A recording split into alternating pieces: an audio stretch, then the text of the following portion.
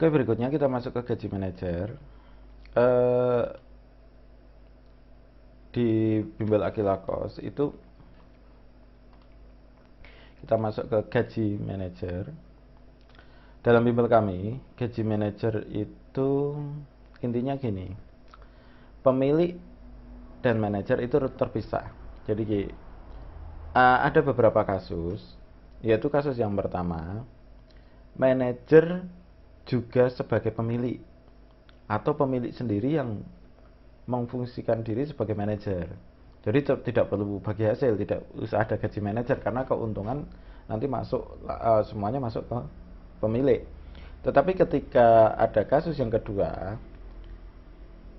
investor atau pemilik itu hanya sebagai pemilik.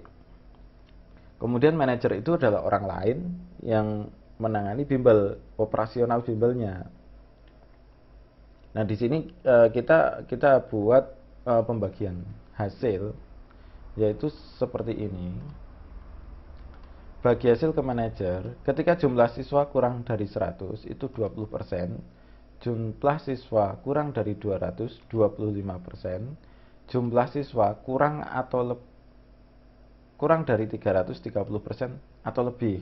Jadi kalau jumlah siswa lebih dari 200 itu 30%. Jumlah siswa lebih dari 300 dari 200 itu 30%. Nah, kenapa kita buat sistem ini? Karena agar manajer itu juga berpikir bagaimana meningkatkan penghasilan dari bimbel itu. Misalkan seperti ini, kita sudah membuat mematok gaji manajer itu 1 bulan 5 juta. Nah,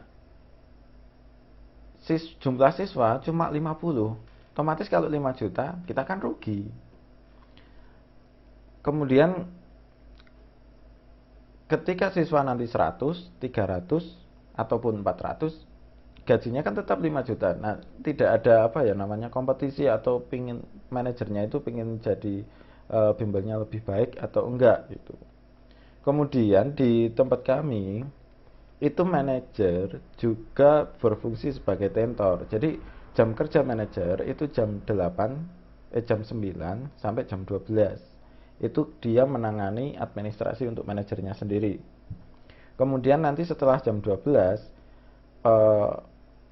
mulai jam 12 sampai jam 1 dia istirahat. Kemudian jam 1 dia mulai ngajar.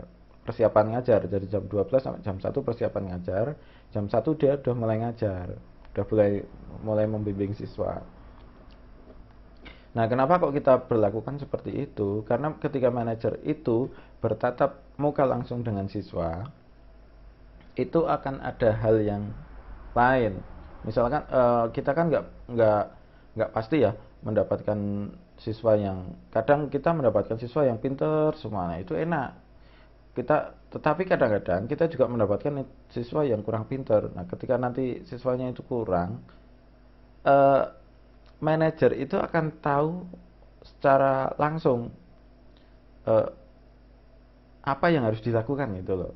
Ketika ada siswa yang sangat kurang sekali, misalkan ada si A yang sangat kurang sekali, dia tetap muka langsung, misalnya mengajar si A gitu.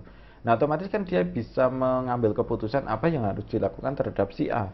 Nah, berbeda dengan manajer yang ada di kantor, dia punya ruang sendiri, dia jadi manajer, melakukan peraturan yang sesuai manajernya, sesuai SOP-nya. Jadi setiap hari harus mengeluarkan ini, tugasnya ini. Nah, ketika itu terjadi, manajer itu tidak tahu apa yang harus dilakukan. Tidak kondisional. Ketika dia mengajar langsung ke siswa, otomatis ketika ada sesuatu hal yang terjadi atau sesuatu hal yang harus diperbaiki, maka dia akan cepat responnya. Jadi nggak menunggu laporan dari tentor atau administrator. Intinya dia akan lebih lebih bagus lah, lebih kondisional. Nah, di sini kenapa kita dibuat ini 100 siswa 20%, 200 ketika 200 siswa 25%, ketika lebih dari 230%, agar si manajer ini punya greget lah intinya untuk mencari siswa, untuk meningkatkan penghasilan bimbel. Oke, kita teruskan ke asumsi cash flow. Untuk video ini kita tutup dulu.